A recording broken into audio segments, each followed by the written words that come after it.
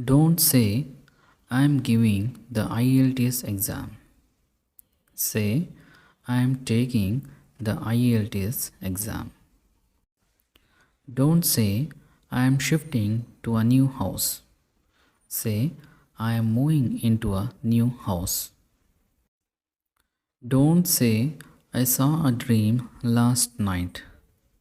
Say, I had a dream last night.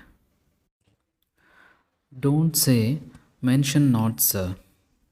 Say, don't mention it, sir. Don't say, I am following your page since 2019.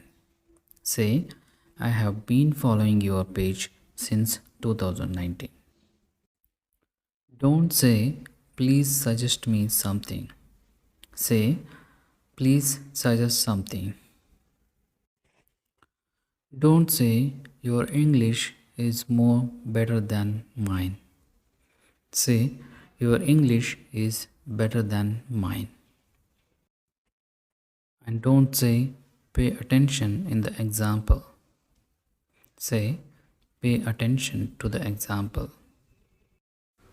Thanks for watching. Subscribe for more videos.